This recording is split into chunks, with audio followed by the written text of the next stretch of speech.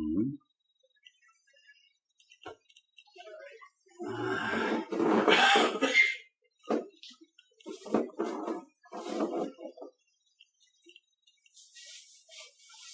So I'm going to try to do this whole damn thing without yelling. Don't you know this is when the fire trucks come by? Of course.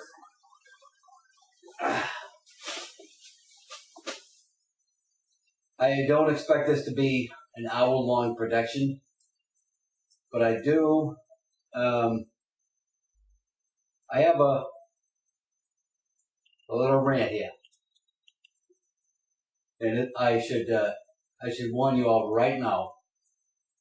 If you got little kids in the room, or if you yourself have sensitive ears, shut this off right now, or send the kids out of the room. I'm gonna just let it fly. And I know you're supposed to not rant right on, when you're supposed to like calm down before you rant. But I'm just gonna let this one fly. I've seen a lot of shit with the Red Sox happening lately, and I need to say what I'm gonna say. Linda knows kind of where this is going, so I'm just gonna say this one more time. If you got kids near you, or if you have an aversion to, if you get upset and offended at a lot of swearing, shut this off, right? Because I'm gonna speak my mind now. So,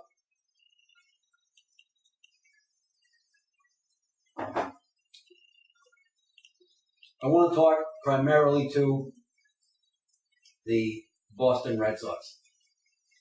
And I'd like it on record right now that I'm wearing my Red Sox hat. And I'm wearing it for a particular purpose. I know the Red Sox themselves are not going to watch this damn video. I know the Red Sox owners and management and general management and all that, all limited partners. I know none of you are going to watch this. But I'm going to say it anyway. In order for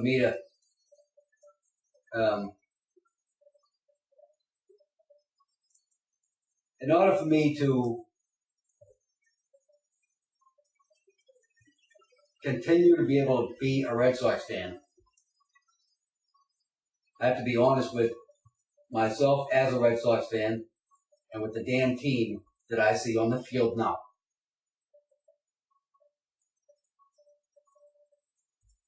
And I want to start by saying I have a job that takes me to Fenway often. And in doing that, I tell Linda all the time, I tell people on the commuter rail all the time, I tell people all over Boston, and at Fenway all the time. If I could live anywhere on earth, and I'm sorry if this pisses you off, or offends you, or hurts your feelings on it, but if I could live anywhere on this planet by my own personal choice, you and I would live at Fenway Park. And that's that. I have been a lifelong Red Sox fan my whole life. Which is to say, from my first earliest memories, I've been a Red Sox fan. And I've seen various incarnations of the Red Sox teams come and go. And when I say I'm a Red Sox fan, I mean I love the Boston Red Sox. I do not love what's going on now. I have followed the Boston Red Sox all over this planet.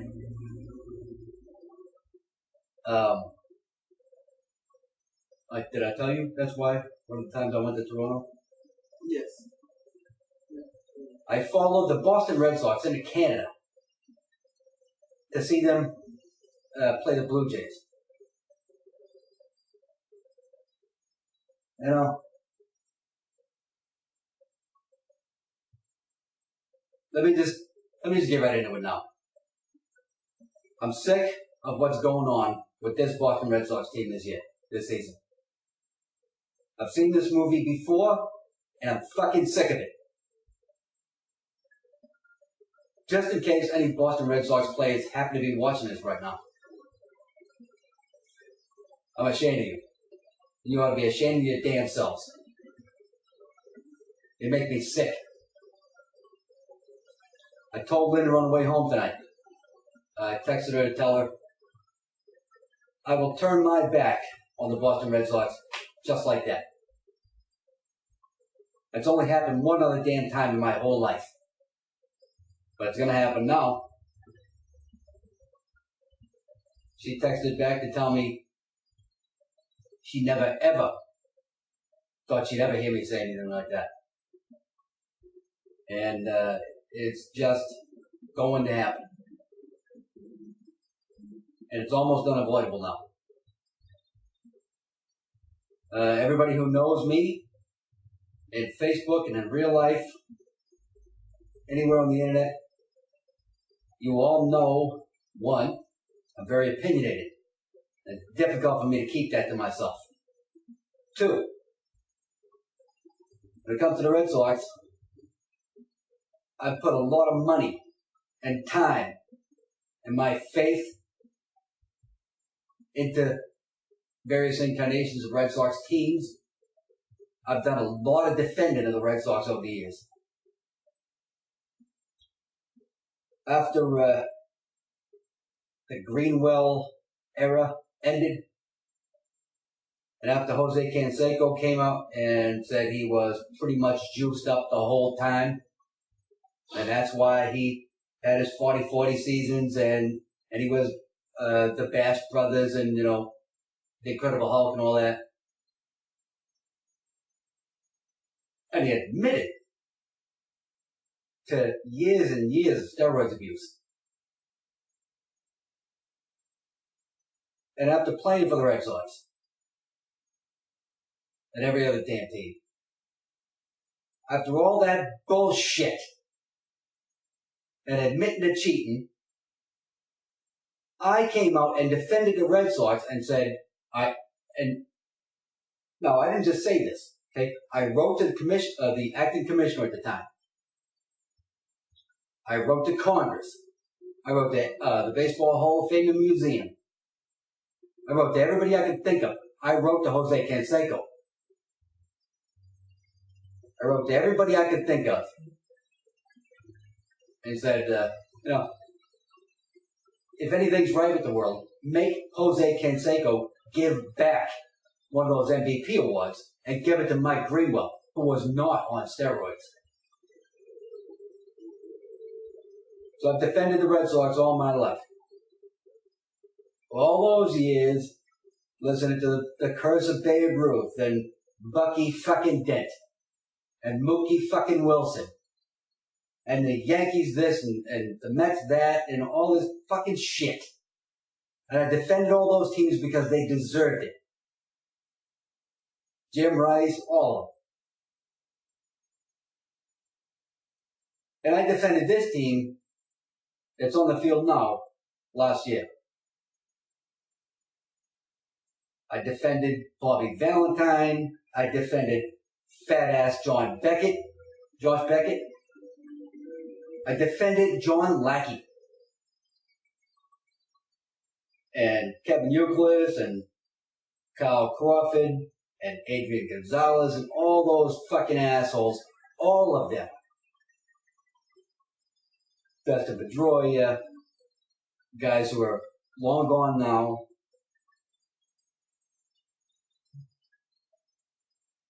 And that's after the chicken and beer incident. That's after the worst, most disgusting, shameful display of unprofessional sportsmanship I've ever seen in my life. We're talking about a team that came from behind and whooped the ever-living hell out of the Yankees at their own house and then went on to take the World Series. Then not only became complacent, but started to look like they felt they were entitled to playoff runs and World Series rings and parades and adulation from everybody in New England. I'll tell you what you're not entitled to. When I go to Fenway from now on, I will go to Fenway, like I was going to say before, a 44-year-old adult who, when he sees Fenway, will turn into an 8 or 12-year-old kid. Fenway Park is a place that when people go see it, it turns 77-year-old men and 44-year-old men into the same 8-year-old boys who go there and watch the Red Sox. But the 8-year-old boys who go watch the Red Sox now, they don't get to see the Red Sox I get to see. Don't feed me a single little bit of shit about how I'm supposed to love this team and give them, be faithful. And don't shit talk. And how I should just give them a little bit of time to go right the wrongs and figure things up. And, well, maybe Jackie Bradley Jr. will come on. He's a savior for everything, right? A while back, I said, are we putting a little too much into this Jackie Bradley experiment? It was Jackie Bradley, there's Jackie Bradley. And all this crap about saving that last year of his contract so we can control him. So send him down for 20 days down to Pawtucket.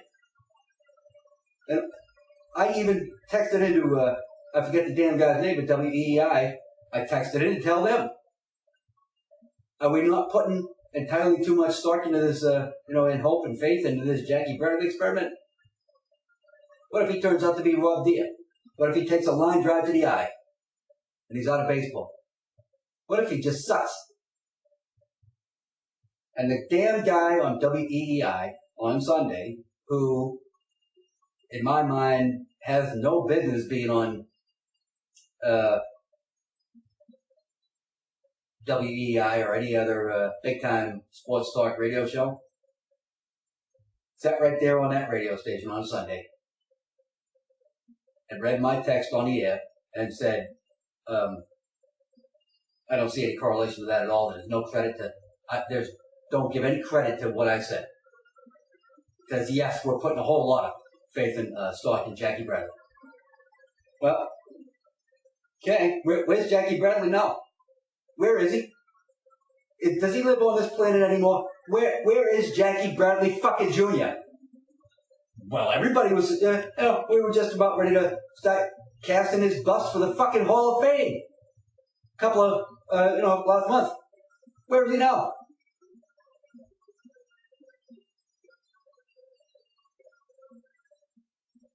We were going to put his number up there with Pudge Fisk and Bobby Dorr and Ted Williams and Yaz.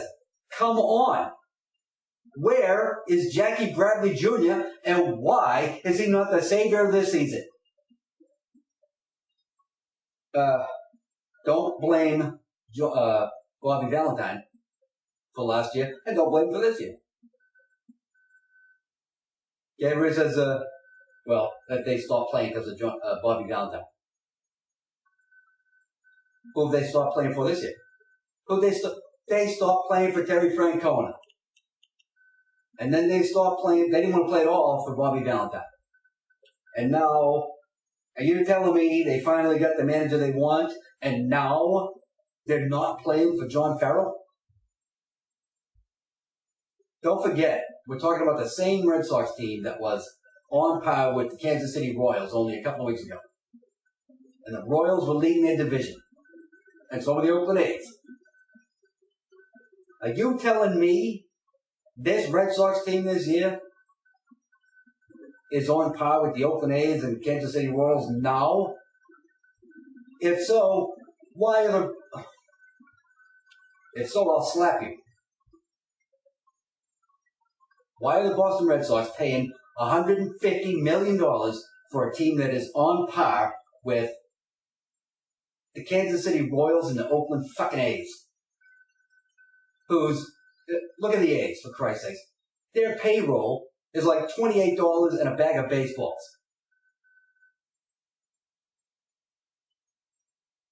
Are you telling me this same Red Sox team is on par with them? Are we the Houston Astros now?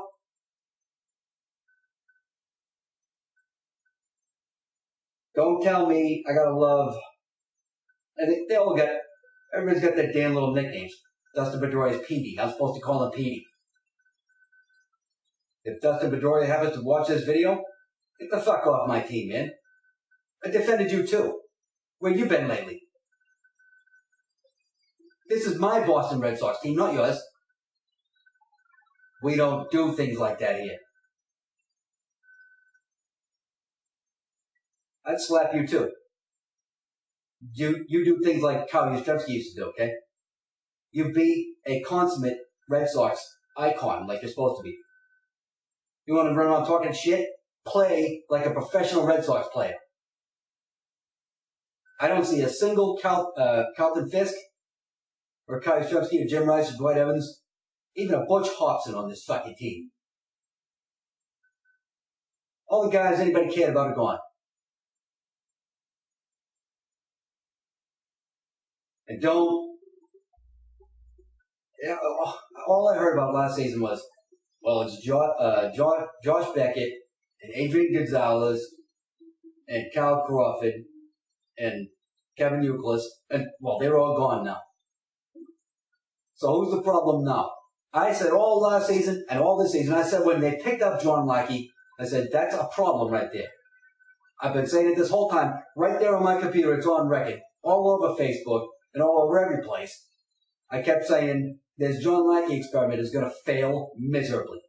Now, where has it gotten us so far? If all the guys from the chicken and beer incident are gone, why are the Red Sox still failing? Everybody said, well, look at how much John Lackey, he lost like 20 pounds and he's in a much better mood now. So, why are the Red Sox doing exactly what they were doing last year? Don't feed me no bullshit about how they came off real bad at the beginning of last season. The beginning of last season, and now look what they're doing now. Because look at what they're doing now. They just lost again today to the Toronto fucking Blue Jays. I don't want to hear a word about playoffs, championship caliber teams, and how I should respect anybody on this fucking team. If it were up to me, if I was John Henry, every one of you motherfuckers would be out the door right now.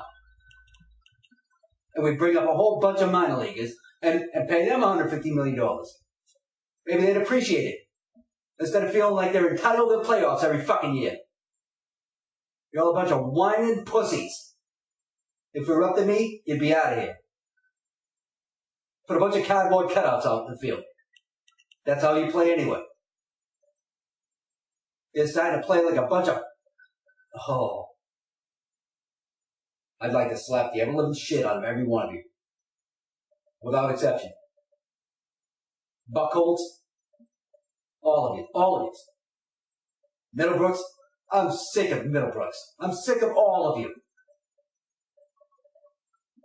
You lost all my respect with the chicken and beer incident. You lost more respect for me all last season, and you're doing it again now.